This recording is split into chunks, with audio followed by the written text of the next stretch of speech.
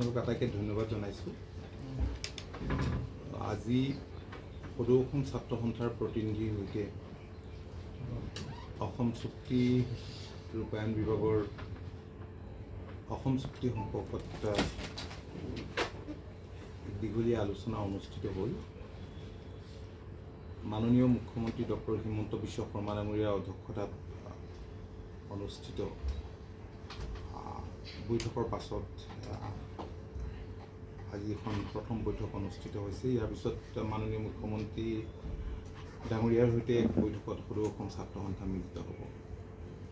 আপোনালোকে জানে যে এখন চাব কমিটি মাননীয় মুখ্যমন্ত্ৰী ডাঙৰীয়াই গঠন কৰি দিছিল অসম চুক্তি ৰূপায়ণকে ধৰি কেইবাটাও বিষয়ৰ ওপৰত ৰূপৰেখা প্ৰস্তুত কৰিবলৈ।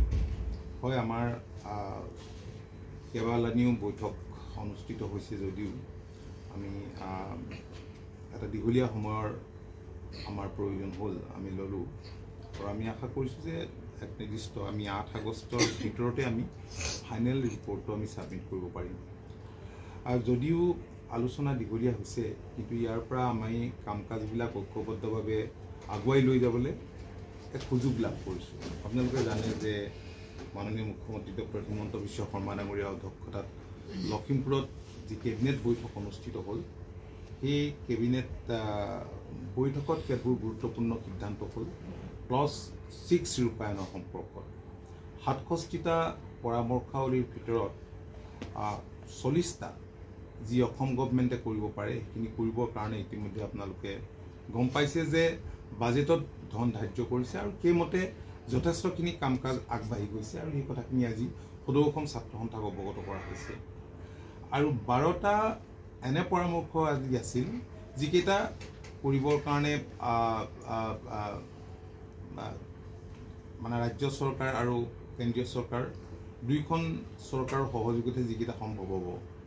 আৰু ইয়াৰ উপৰিও 15টা ভাৰত চৰকাৰে কৰিব পৰা কাম আছিল।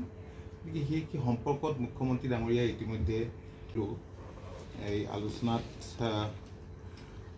আমি এই কথাও আলোচনা কৰিছোঁ যে এটা ট্ৰাষ্ট গঠন হৈছিল যাতে শ্বহীদৰ ফেমিলি, ভিক্টিমৰ ফেমিলিক আমি সহায় কৰিব পাৰোঁ। তাৰ কাৰণে পুঁজিও আমাৰ চৰকাৰে দিছিলে। গতিকে সেই নিৰ্যাতিতসকলক বা নিৰ্যাতিত পৰিয়ালক সাহায্য প্ৰদানৰ কামখিনি আমি খুব ক্ষিপ্ৰতাৰে আগুৱাই লৈ যাবলৈ আমি চেষ্টা কৰিম এতিয়া। আৰু NRCৰ প্ৰসংগটো আহিছে, তেখেতসকলে কেতবোৰ পৰামৰ্শ দিছে। সেই সম্পৰ্কতো আমি আমাৰ পলিটিকেল ডিপাৰ্টমেণ্টৰ লগত কথা বতৰা পাতি কেনেকৈ আগুৱাই লৈ যাব পাৰোঁ সেই কথাখিনি আমি আলোচনা কৰিছোঁ আজি সদৌ অসম ছাত্ৰ সন্থাৰ লগত। সদৌ অসম ছাত্ৰ সন্থাই আৰু এটা পৰামৰ্শ আজি আগবঢ়াইছে ক্লজ 6ৰ ওপৰত, ক্লজ 7ৰ ওপৰত।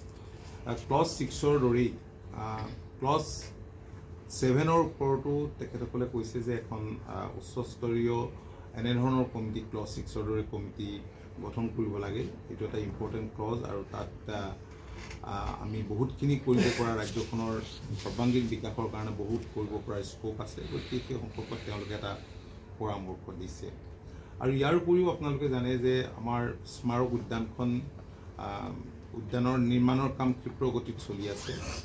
মই মাজতে চাবলৈ গৈছিলোঁ, আমাৰ অসম চুক্তি ৰূপায়ণ বিভাগৰ বিষয়াও গৈছিল, পল্লৱ কুমাৰ ঝা, আৰু লগতে গড় কাপ্তানি বিভাগ আৰু অন্যান্য সংশ্লিষ্ট জড়িত বিভাগসমূহৰ বিষয়াসকলো আছিল। কামখিনি যথেষ্ট আগবাঢ়িছে। মাননীয় মুখ্যমন্ত্ৰীয়ে কৈছে যে আমি এই বছৰতেই আমি আনুষ্ঠানিকভাৱে এইখন উদ্যানখন, আমি স্মাৰক উদ্যানখন আমি মুকলি কৰিম। তো সদৌ অসম ছাত্ৰ সন্থাইও আমাৰ লগত একেলগে তালৈ যোৱাৰ কথা কৈছে। আমি খুব সোনকালে তেওঁলোকৰ লগত এটা জইণ্ট ভিজিটো আমি দিম।